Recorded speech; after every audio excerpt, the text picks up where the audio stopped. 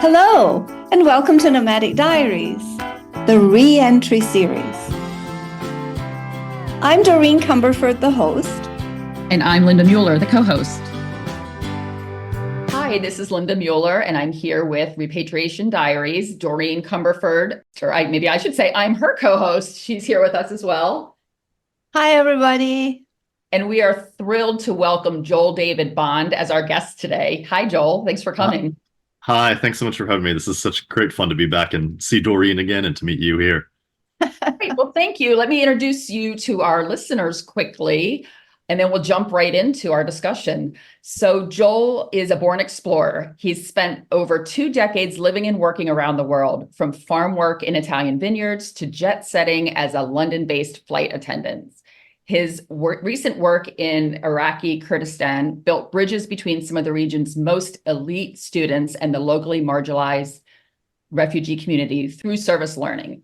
He holds a master's degree from the University of Nottingham in the UK, and he's an award-winning author. So Joel, welcome once again, and we're thrilled to have you here. So where shall we start? I think, Joel, why don't you just tell us a little bit about your most recent repatriation, which was about 8 months ago? Yeah, about 8 months ago, back in October, of 2023. So just as the introduction here shows, I had been living in Iraqi Kurdistan, which is the semi-autonomous Kurdish region in the north of Iraq. And that had been my home for the last 7 years. Had basically settled in and really made a long-term endeavor of living there and working in the education system, helping rebuild in post-conflict society. Had meetings with ministers of education up and around the country, gave presentations and talks, and sort of had created a bit of a name for myself in that space over there, and found myself in the wake of the October 7th attacks between Israel and Gaza. That had a ripple-on effect throughout the Middle East. What ended up happening 2 weeks after the attacks broke out on October 7th, I received a direct phone call from the State Department telling me that there was a threat against my safety in the region, that I had been flagged up on a list of ne'er-do-wells to be a target for potential hostage taking, and that it was in my best interest to leave the country as quickly as possible. So that really blindsided me, because here I was in a position of prestige and of notable standing in the community, in a part of the country that I deemed relatively safe, very safe, actually. In fact, many times I felt much safer there than I do here in the US. And I said, I think we talked before about the inverse between safety and security in the last episode, and yes, how that sort of played out for me over there. But it just really blindsided me to all of a sudden have this phone call of saying, well, you need to leave, when no one else in my immediate expat community were asked to do the same. It was myself, and I am aware of only one other person who was asked to leave in the same manner. So it really threw me for a loop, because I just couldn't understand what it was that I had done that triggered such a thing. I was also under the impression that, I should plan on not returning. So it was a permanent departure. So in 24 hours, I took everything that I had built in that life over there, packed it into 2 suitcases, abandoned the rest, left it behind, with instruction to I had one friend who I trusted to tell me, who I told that I was leaving. Everybody else I kept quiet, because I didn't know who I could trust at this point. Mm-hmm. And told the one friend, I said, everything I'm leave behind, I might ask for you to ship a few things, but the rest just donate. Just give it to refugees, give it to local families, and I'll call you once I'm back in the States and let you know how things are. Didn't even tell my own mother the exact flight number that I was on, because I didn't know if my communications were being tapped or followed. Sure. I had all of these sort of question marks around this space. And so I remember I have it's a stuffed gorilla that I've had since I was 4 years old. Aww. And he's traveled the world with me. And his name is Sluppy. So I don't know how he got that name. It's what a 4-year-old names their plushy toy, I suppose. But Sluppy had traveled the world with me, and I'd taken photos with him, in all these places. And I remember calling my mother on that Saturday morning before I was flying out that night, and telling her in tears that I was leaving, and that I didn't Mm. know if I'd be able to come back, and that I didn't know if it was safe to tell her any more information, but that I would let her know as soon as I was safe, Mhm. of what was happening. And so and then hung up. And of course, she spent the entire day wringing her hands in worry. And as did I, because I didn't know what was happening. About midnight, my time, in Iraq, I was heading to the airport, and I just quickly snapped a photo of Sluppy on top of my packed bags. And I just said, Oh, Sluppy's wow. on the move. More to come. And that was sort of my code message to my mother that I was safe, I was fine, and then Wow. I'd let her know as soon as I was on the flight. And so the whole situation it was a very dramatic, very uh, intense departure from the country, a way that I never really expected would happen. And I'd had an inkling that I would not stay forever in that space, but I also didn't think it would come to an abrupt halt so quickly. Sure. So I found myself on the airplane, flying back here to the US, and in absolute shell shock, wondering what was happening. Traumatized. Absolutely. Yeah, absolutely. And I remember there's an older woman who was in the back of the aircraft with me. We were kind of just standing around doing those stretches that you do on those long intercontinental flights. And I remember she just asked me to chit chat, basically small talk, are you going home or away? And that question just hit me like a bag of bricks. I didn't know. Home was Mm. Iraq. It wasn't America. I hadn't lived in the States for 20 years at that point. But, home, I guess, was now back here where mom and dad were, right? Like home is this space that I'm in right now. Yeah. And but it didn't feel like that. And so I remember really having to struggle with the concept of what was home, where was I going, what was my life going to look like, in the wake of this entire upheaval. Mm. And that was a really hard transition to drop back into the States. And I suppose I'll sort of just stop the story there and leave it for you to ask the follow-up questions. Definitely want to jump into what happened since you returned, since we're focused on repatriation and landing in our host countries. But I have a question for you about farewells. Doreen and I have Mm. had some conversations about farewells, and that is a phase of repatriation that you unfortunately did not have the luxury of time with. But I love that you took the photo. Mm. So my question is two parts. One, did taking that photo give you any sense of closure? Number one. And then number two, was there anything else that you did? I'm assuming you were in some level of autopilot operation while in that 24 hours. So is there anything else that you did that was maybe even in retrospect a form of a farewell that you were giving to the country that you were now calling home? Yeah, I think in that space of trauma and anxiety, there was certainly an autopilot kind of mode that flipped on. I mean, I think Yes. for all of us who have been expats and repats and travelers around the world, Sure. there's the logistics of plane tickets and packing bags and all that stuff, which is almost come second nature at this point, right? I mean, Right. Yes. I could pack my carry-on bag blind probably at this point. Yeah. Yes. Yeah. Most of us should be able to, right? Yeah, Maybe you're like you already have your kind partially of packed. yeah, so you have your sort of set kit that you normally take if you're doing a week trip away. You kind of Hmm. know where your travel gear is that you're going to use. You kind of know the things that you need to do to shut down temporarily for a summer vacation, for example. So all of those sorts of things were sort of humming in the background for me. Like I knew that I was going to be doing all of this, and it was just going to be like, okay, yeah, like we're just going to take a vacation, like we're taking a month out, we're doing summer break, this is spring break, whatever it is. So that part I think helped with the transition, with that exit, with that farewell, because I'm so familiar with that process. Right. The hard part, as you say, was the farewells. It was the how do I do this knowing that this is the end? Mm. And that's where there were lots of tears shed. Kristen came over to my apartment and helped me pack everything up. And God bless her, she was a great transitional person for me. She went through my whole apartment, as I sat sobbing on the floor, basically. And she'd take each item. She's like, is this going? Do you want this? I'll wrap this. This is going to go in this pile. This is going. I mean, she really took command on that. And so that was really helpful to have somebody else sort of view my world through Yes. their Always. lens. And then I remember I did a few things that I think helped with that sort of clean cut.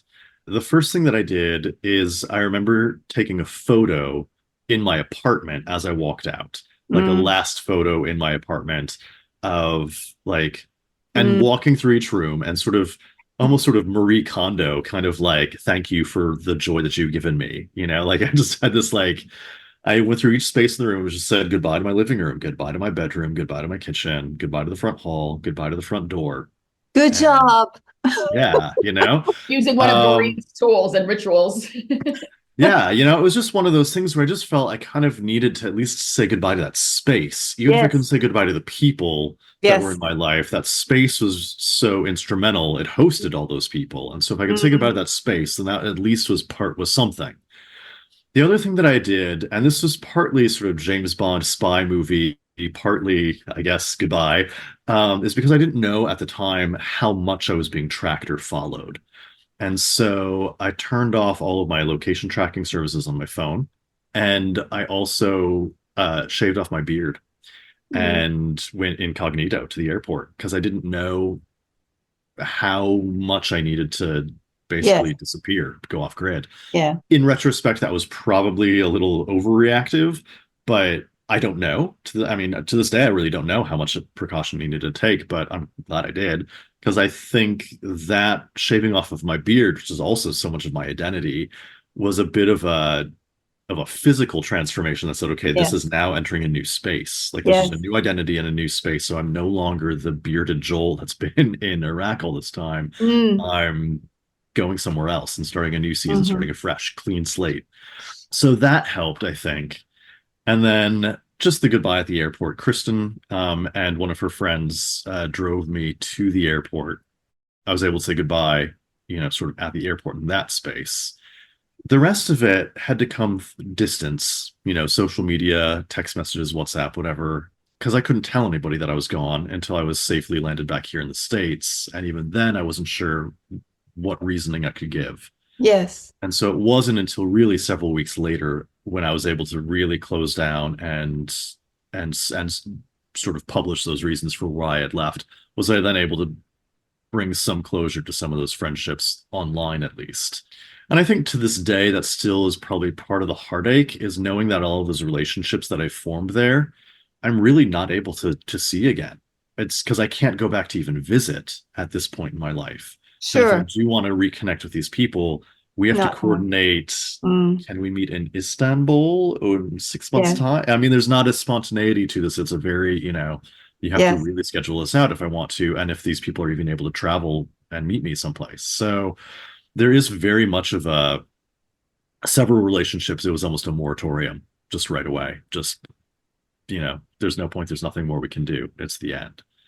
A few closer friendships we've maintained on social media, and that's been sort of a blessing to just be able to keep touch base with those people. And then, of course, share my exciting news as I've made progress throughout the year, but I'll save that for later. Thank you. I have one other question. What about the one other person? And related to that as a follow-up, was there only one other person in your circle, or do you believe that there is a community of people like yourself that were affected in related and surrounding countries? So, as in the other person who was evacuated, Yes, yes. so the other person was someone not known to me personally, and I Hmm. only found out about their evacuation several weeks after I'd returned. I see. And that it had been a similar circumstance, kind of an unforeseen, Yes. blindsided. Here's the phone call. You need to go. And I remember hearing from friends of friends that situation they were trying to negotiate a return somehow. They were trying to figure out what that might look like. In my case, I was, the conversation that I had with State Department agents and government officials when I asked if I would be able to go back, the response was, "These people have a long memory," Interesting. Yeah. which was, I mean, that was code for Yes, yes. they're Think not going about to forget. this. Yeah, It's your responsibility, but think about this. Yes. yeah. And So when we look at the when we look at that whole culture in terms of Islam, I was just talking to someone in Saudi the other day about, Isaac and Isaiah and Sarah and the 13 tribes. Mhm. And we're still talking about this thousands of years later. Yeah, it's a So long that's a memory. very long memory. Yeah. So, in terms of what that other person, I don't know their story or the Mm, circumstances. It's really just heard through the grapevine. okay. My immediate expat community that I was a part of are all still there. They're all still present. Mm, Everybody, that I know has remained. I do know of a few. I know of one person who voluntarily decided to leave because they felt things were getting a little shakier in the region, but that was his own personal choice, and could yes. choose to go back if he wanted to. There was no directive to leave on his part. So, Sure. Well, that is quite the story. It sure is. yeah. Is this your first official repatriation, or you said that you've been living overseas for quite a while. Were you always overseas, or have you bounced in and out of the US? So I've lived full time out of the States for 20 years now. I have been back to the US, obviously, to visit family and friends. Sort of every other year, I would make a visit back for 2 weeks, or a month maybe, and Mhm. see family on average. There was a season in the middle, um, 12 or 13 years ago, where I did come back for about 8 months, and not even that long. It was probably 6 months, and spent some extended time here with family. And then 2 years ago, I did come back, and that's when I wrote my book, As Large as Your Spirit, which I'd interviewed with Doreen Yes. several months ago. So that was a sabbatical year to come back, but it was never intended to be a like, let's come back and stay forever. It was always intentionally, let's come back for a year and work on this and then go again. So then the question, thinking of those previous times that you came back to the US, how did the nature of your departure this time affect your experience coming back home? I think in previous times coming back, there's the expectation. You know what you're coming back to do. You know that there's a set plan in place. There's a goal to achieve. There's a project to do. Yeah. And so you have this expectation that's lined up for you already about what that's going to look like in that transition. This particular one, because it was so shockingly abrupt, and with no plan, Mhm. no foreseeable future, it was just a black hole ahead of me. This was incredibly difficult to process because I didn't have anything to come back to. Mm, And I say, in terms of emergency landings, this was a pretty soft one because I have, my parents are here. They've got their own mini apartment in their basement I can move right into. And because I had been here just 2 years prior for an entire year, there was a familiarity of routine that I could potentially drop back into. hmm So it wasn't like I'm having to reinvent everything from scratch as a repat. But at the same time, because there was no outline for what this was supposed to look like this time around, it was incredibly jarring and difficult. And it took me a good, I'd say a good 2 months before I really stopped having anxiety attacks from the repatriation situation. And I would say, well, regular anxiety attacks. I still have them at this point. I mean, because we're still only 8 months out, and Yeah. every once in a Yeah. while, once in a blue moon now, Yeah. I'll seize up and wonder what's going on in my world. Thankfully, I've been able to mitigate a lot of that. I've had some good counseling, PTSD therapy, and I can sit here and talk about it now and not feel sort of flustered by it. But it did take 2 months before I really felt like I could function back in this space because it was just so sudden and abrupt. I don't know how to explain or express that other than it was trauma. It really Yes. was. Sounds like it. Yeah, Yes. and I hear. trauma just takes time to resolve. And I think the best sort of image that my counselor gave me as I was working through a lot of this is that trauma never goes away. You Yeah. simply grow to expand around that space.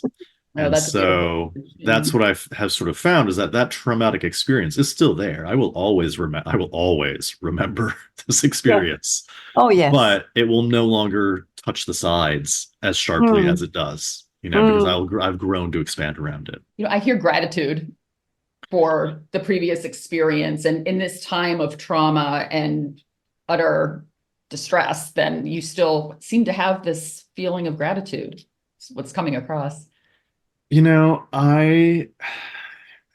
call me the optimist, I guess. But I feel I'm an idealistic realist, I guess. I kind of combine those two things. I like to have a really positive outlook on life, but I recognize that things are not always easy and they're going to be hard and difficult. And I've said in a couple of previous podcast episodes where I've interviewed for people, they've asked me what advice I would give. And I've said, we often look at these life transitions where we're at a junction in life and you have to choose A or B or C or whatever the options are. And we often ask ourselves, what if fill in the blank with a negative? What if it's awful? What if I lose money? What if these people leave me? What if it's terrible? What if I get sick? What if, Yes. right? And what I've had to teach myself over time is to fill in that with a positive. What if it's amazing? What if I love it? What if I meet the people that change the course of my life for the better in ways I never dreamed possible? What if it brings me such great fortune and good wealth and good health that I never even could see it on the horizon? And I think you do need to balance those negatives with the positives, because the negatives are in place evolutionarily for us to actually survive, right? Like you need to have that pause before you act. But I also think we need to step into some of these adventures with an element of calculated risk that says, you know what?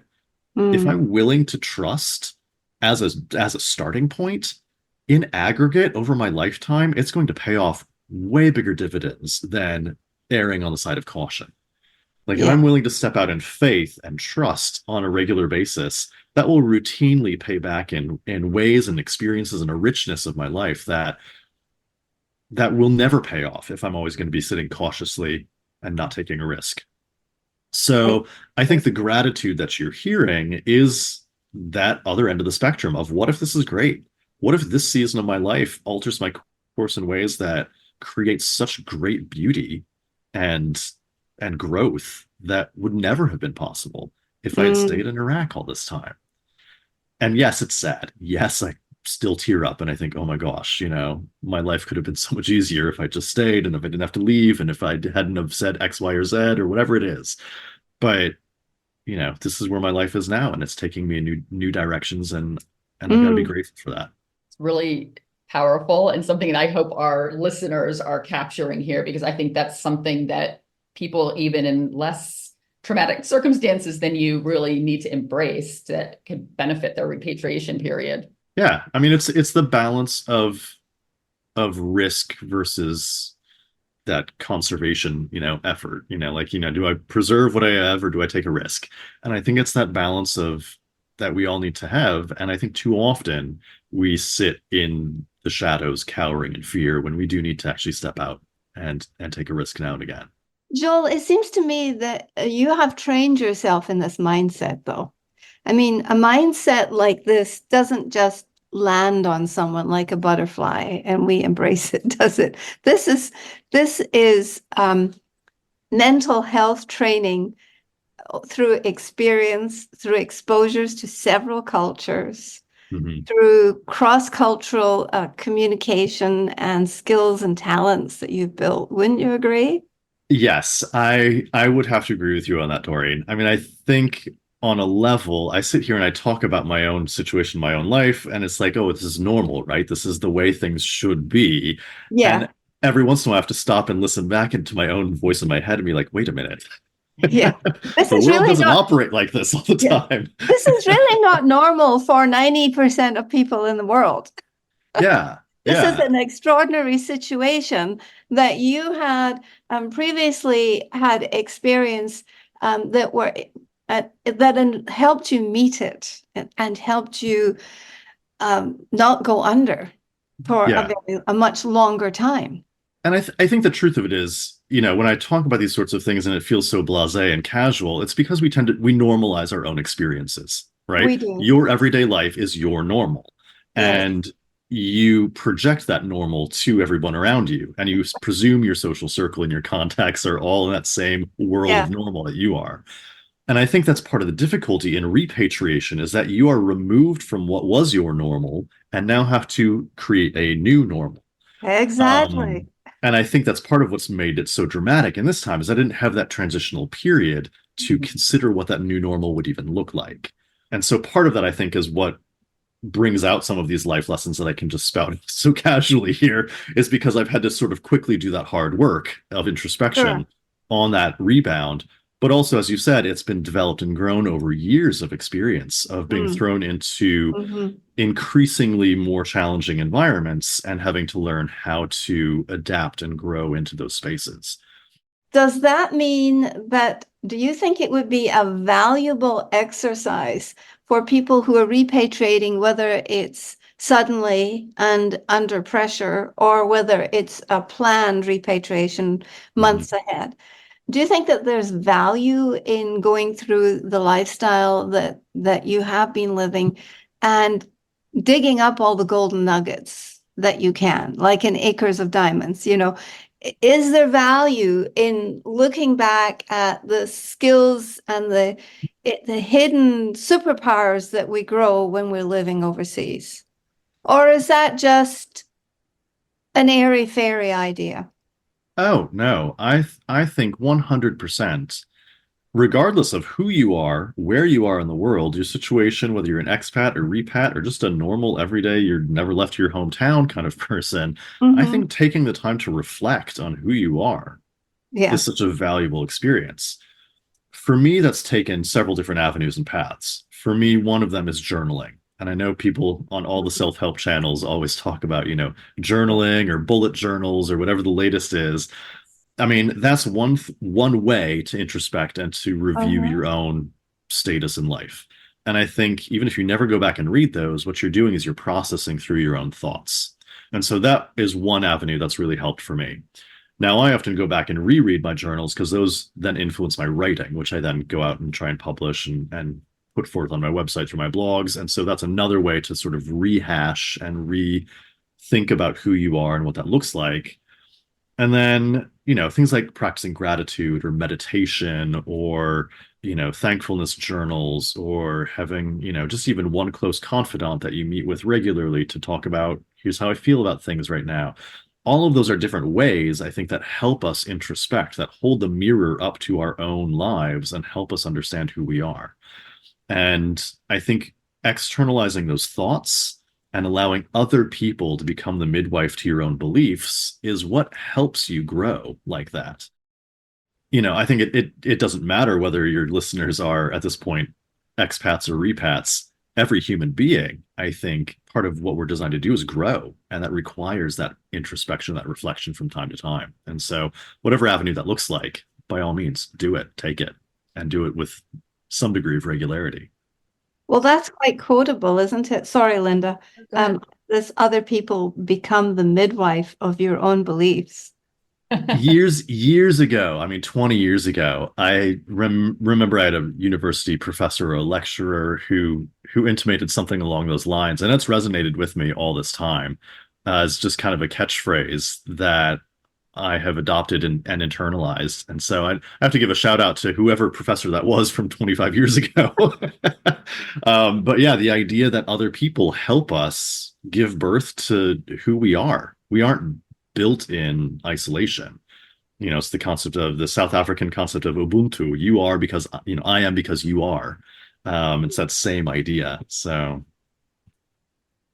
I just had a Thank quick you. follow-up question. Have you always been a writer, or is this something that came as you were going on this journey physically and mentally? I've always wanted to be a writer, and I've always been a storyteller ever since I was a kid. My earliest childhood memories, I would, have pads of paper and I'd be writing down. I'd be drawing animated pictures to like scroll across a TV box screen that I'd cut out, and I have all these sorts of things where, put on little plays for things. I always wanted to be a storyteller of sorts. And it hasn't, and then when I started moving abroad, I would publish these blog articles that became fairly popular, actually. I had a number of people. I started off just as emails to my family, and that grew to an email list of several hundred people Wow. who I have no idea who they are, who Yes. would Yeah. sign up and want to read about my adventures, abroad. Now that's been kind of reduced down to it's a once yearly thing that I'll publish. every Thanksgiving. And that lines up with that sort of spirit of gratitude, because I want to be able to share with people how grateful I am for these experiences that I've had, and to intimate some of these ideas, through my writing. So that's my main sort of self-publication outlet. And then I've obviously done my own book, As Large as Your Spirit, which is out on Amazon. And I'm working on my second one, which I am tongue-in-cheek calling Between a Rack and a Hard Place. Yes. Yeah. Well, I definitely want to encourage our listeners to go to your website, joeldavidbond.com. Did I get that correct? Because Yes. before we got online, I read your last blog post and it was so moving. I was a bit flustered when I got on with Doreen because I was processing everything that I had written. So I think you're a beautiful writer, and I'd like to encourage people to follow you. Thank you. Thank you very much. I've really had the honor and privilege this past year, since I've been home, to share a lot of my work in public spaces here locally in Kansas City, where I'm based. One of my keynote speeches that I've given ties in an experience of hiking across the Camino in Spain with my sudden evacuation. And I mean, I tear up every time I give this talk, and I've had audiences in tears. My mother can't watch the end of it anymore. She's like, I've seen it too many times. It's too dramatic.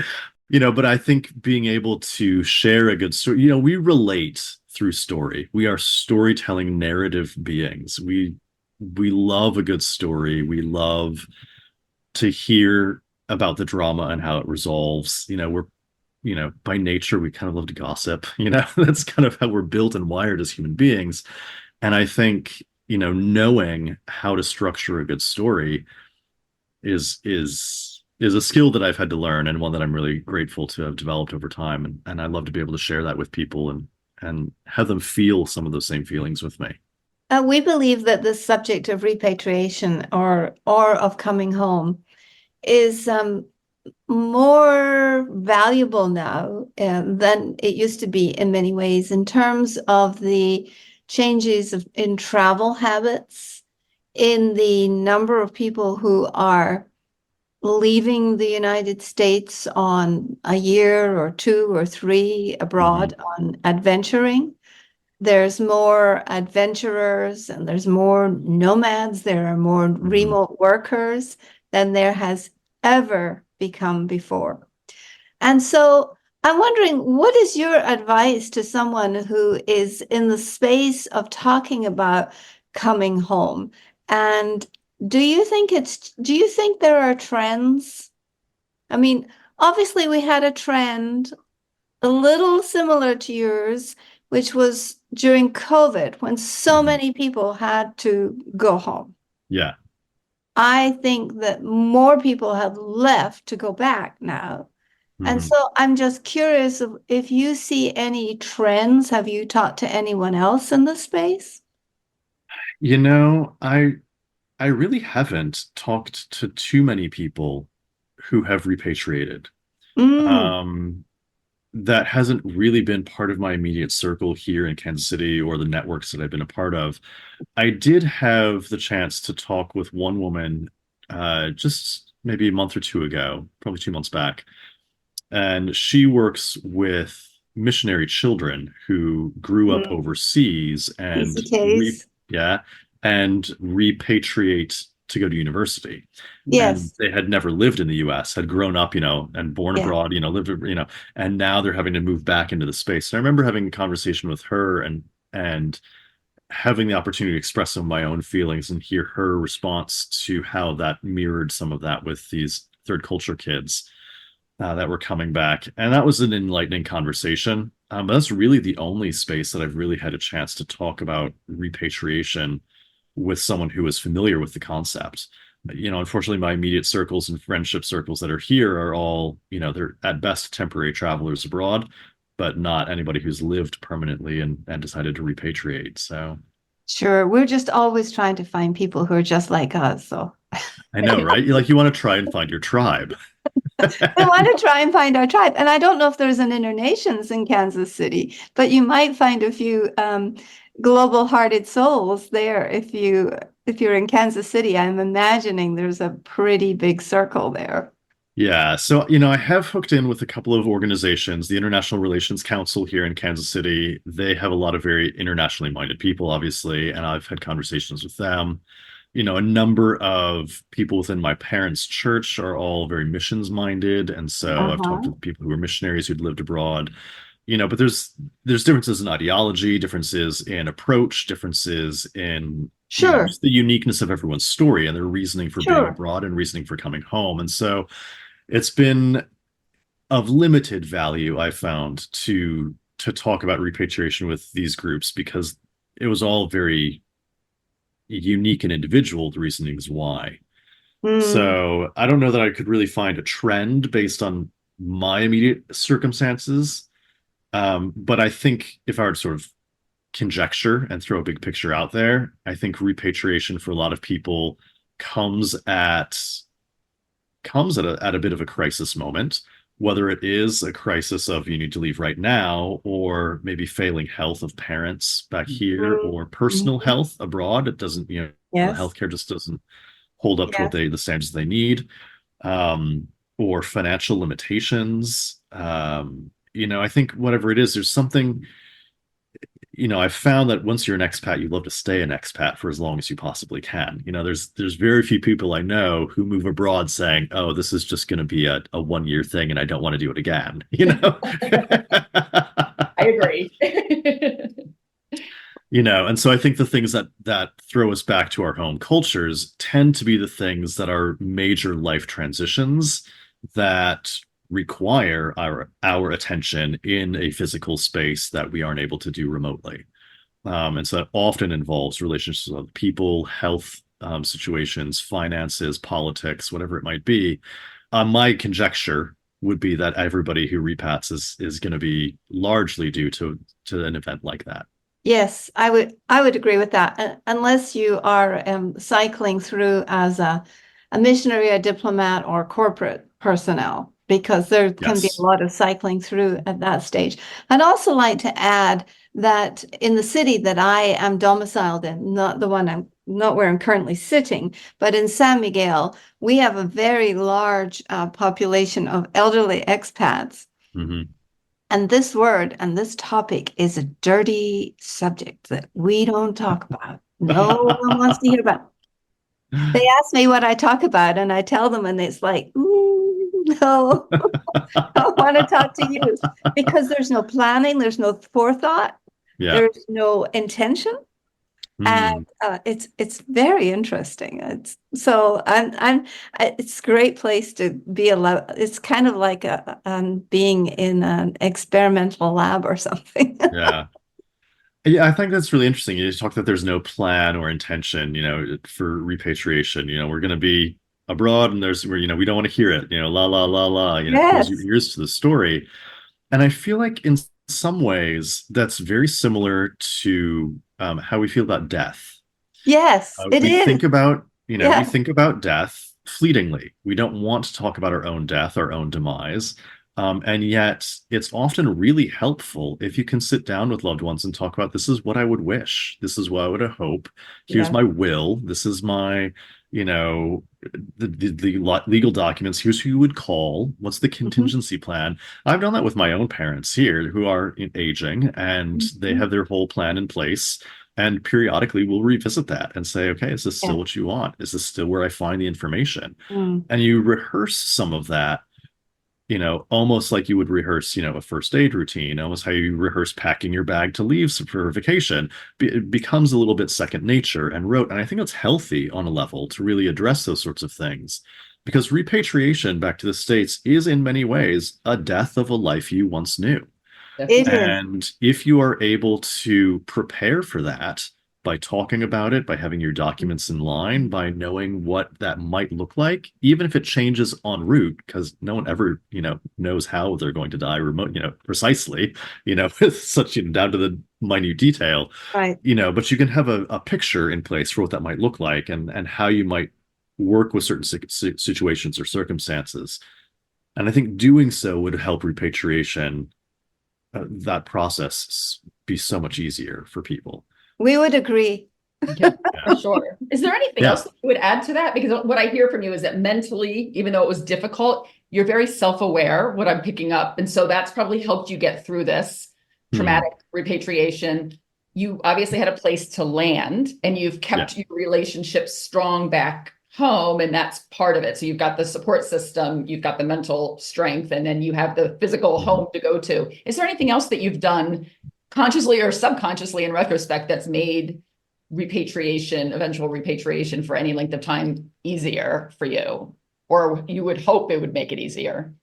I'm gonna move this question forward a little bit and talk about what I've done to help future transitions. Okay. And this is a little bit nerdy of me. I'm going to tell you this. I'm a little embarrassed to admit this, but I've made an inventory of everything that I own personally, all of my possessions, and it's on an app that's basically it's a glorified spreadsheet, but it has photos of everything I own and listed, and there's all ID numbers for everything. Because I've worked in retail for this last year as a part-time gig. And working in a department store has kind of made my brain think in those categories of, clothing and homewares and kitchenwares and whatever, and how that might apply to my own personal possessions. Oh, absolutely. Yeah. To the degree that when I need to make another transition, I now know physically what the weight of that is going to look like. Maybe not the actual kilograms and weight of luggage, but, I know what I own, and I know what I can draw from in terms of physical resources to take to the next destination and what needs to be left behind. And that's just one of those very practical nuts and bolts sorts of things. That's not an emotional preparation. That's not it's not a introspective kind of thing. It's a very just a practical, here's a list, here's a spreadsheet that I printed out of everything that I own. That is not nerdy. That is absolutely sound, principle-based behavior.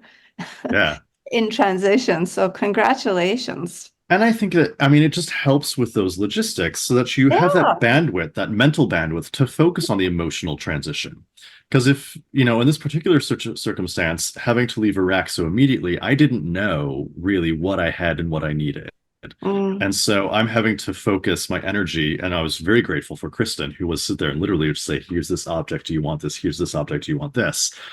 Now in the absence of Kristen in my next move, coming up, I've had to do that for myself in list form. And it does just make it so much easier so that I now have that mental bandwidth to think about, okay, well, what do I need to think about relationally and emotionally and spiritually to move on to this next space so that I don't have to worry so much about the physical realities of how many objects will fit in this bag. Yeah. I think that's one of the benefits of technology, because those of us, I put a date on my my travels, but when we originally started living overseas in 2004, this technology didn't exist. And my inventory for our moves was on a handwritten piece of sheet. And it was one of the most frustrating and time-consuming things that I had to do when there were so many other things that I wanted to focus on. So you were speaking to me when you were talking about this app, because I think it's something that people should really take advantage of when it comes to the logistics and the practicalities of moving overseas. Yeah. For anybody who's interested, if you want to, this is not a paid plug or anything, but the app I found up is called Collections Database. Thank you. It's a low-level kind of basic database access spreadsheet kind of app. It's on your phone, it's on iPad, it's on your laptop. Pretty low learning curve. And it's a glorified spreadsheet of sorts, but and it's been really useful. That's great. Thank you for that. So it sounds like you're alluding to the future. Is there something that you want to share? So there is an upcoming move. And the rest of the story. And the rest of the story. Waited here with bated breath for the rest of the story. So yes, in the wake of coming back here to the States, I knew that this wasn't going to be a permanent situation for me. When you've lived your life 20 years overseas, coming back to the States so dramatically and abruptly, with no forward vision of what that might look like, just doesn't feel like a space to call a permanent home. What is that? There's not a space for that in my psyche to make that happen just yet. Sure. And while I think there may be a space in the future where that could be the case, this is not the season for it. And so I spent a lot of time researching what potential options I would have. And I'm really pleased to announce, just in the last month or so, I've been accepted for a new teaching position at an international French school in the Ivory Mm, Coast, West Africa. Congratulations. So, congratulations. yeah, so I'm now moving on to it'll be my fourth continent to live on, a new adventure, a new space, new risks that I'm excited to step out and take. Completely different environment than I'm used to. I've spent a Oh, lot of time in yes. Europe and the Middle East, so West Africa is very different. Oh, yes. Um, but I am going into it with sort of open mind of like, okay, like this isn't going to be like my other circumstances, and yet I'm familiar with what it feels like to move Mm, overseas and to become an expat all over again and rebuild relationships and build new communities. And I know that that's going to take some time. I know that the first couple of nights I'll probably cry myself to sleep saying, "What did I decide to do?" I As I love do that. almost every time. But I know, years down the line when it's time for me to leave that space, I'll cry my way out as well because it'll be so sad to leave it behind. And I think that's the cycle that we kind of go through as expats and repats is we build homes around the world, and home is anywhere where you are known. You mm. may not have physical property to speak of in terms of like this is the land that I own, but you find yourself in the hearts of people, and that becomes your home.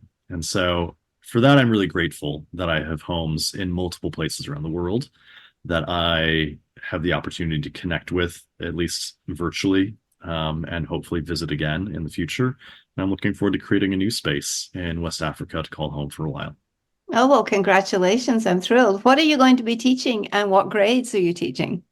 It's still being nailed down at this point, but it Mm. looks like it's sort of petering down to as I'm eliminating other options, and they're still in their hiring mode for a few other staff. But it looks like it'll be lower secondary, sort of ninth grade English literature. Oh, You have wow. How very fun. young Yeah, students. I'm excited for that new opportunity. I do, I have had messages from some of my former students in Iraq, and they're like, "Oh man, those kids are gonna be so lucky," Yeah. which is a good ego boost. It's nice to know that my students back there, miss me and loved my Yeah. work, and that I've got the opportunity to go and to share that with new people. Yeah. Well, congratulations. That's exciting. Linda and I have been examining the statistics and looking everywhere. And the only statistic I have ever seen, which is always confirmed everywhere I look, is that 85% of people who are still in the age range where Mhm, they prefer to work and mhm, choose to work and have the health to work overseas, mhm. 85% of repatriation of repatriates go back home Yeah, overseas, somewhere yeah, else. They yeah, create a new home. They take their internal home and they make a new home somewhere else. I think yeah, I mean, we've done that. We've even done that in our retirement. yeah. Um, so, so So if I could flip the tables, ask you a question, why do you think that is? for me, my husband and I have spent together about almost close to 60 to 65 years outside of the US, and the US was never my home. Yeah. And so I think although I'm a US citizen and I lived here for a couple of decades, I thought that I was repatriating, but actually it wasn't a repatriation. And we prefer to live alongside a different culture. Yeah. We prefer not to speak the language incredibly well because we can focus on the things we choose to focus on, and we can blur out a lot of the emotional, spiritual triggers Hmm. that happen when you understand everything in a culture or you understand the Hmm. language. You are touching on one thing that really threw me for a loop when I first came back 2 years ago for that year of writing my book. Because I was used to being in situations where I didn't understand everything all the time. You go into shops and the music playing on the loudspeakers and the conversations from the checkout or whatever were just, background noise. And you had a lot of mental headspace to work through your own thoughts. And when I first came back, I remember walking into a Target supermarket here and within the first 24 hours of landing.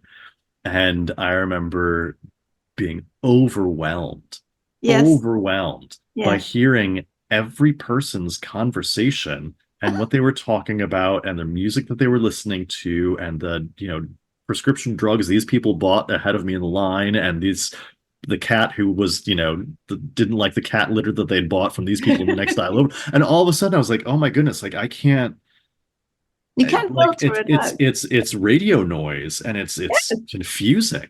And it took me Yes. a really long time that year to get accustomed to understanding everything and being Yes. overwhelmed, really. Yes, I think that that moment of overwhelm happens in two different ways of everyone that I've ever talked to about repatriation. And one is the sense of being flooded by the background noise. And Mhm. the second place is being overwhelmed by choice. And Yes. we all talk about our meltdowns in the milk aisle or, you know, That's our where mine took place. which one? In the milk aisle. The milk aisle? Yes. Cereal aisle for me. Cereal, right. I mean, where I think we should have a game for repatriation is which part of the store do you melt down in quickest? Right? Yeah. Because it's just it's part and parcel of the lifestyle. So it's really important. Do you have any other questions you want to ask? I have one That question. one just triggered, yeah. Oh, you're asking. I thought you're asking me. No, yeah, go for it. Go for it. Yeah, Okay. go for it, Linda. Since we're talking about your upcoming expatriation, is there anything that you're doing differently this time, given what you've just gone through with the repatriation from the Middle East? Yes, yeah, I think I'm being a little more cautious about the sorts of relationships that I start to strike up with from a distance. Mm, When you do move into a new place, obviously you want to do as much research as you can, and you're trying to sort of make these connections. So I have reached out to a few people online through platforms like Couchsurfing, through email addresses from people at the school where I'll be working. But I've tended to be a little bit more just selective on who I want to reach out to first. I think partly just due to wanting to make sure that I'm building a solid community once I get on the ground with people that I'll vibe with. I don't want to just sort of right. willy-nilly pick whoever shows up on the screen and be like, okay, like, will you be my friend? I want to be a little Yeah. bit more conscientious about those choices. And also because part of my exit was mitigated, I think, due to relationships that maybe I wasn't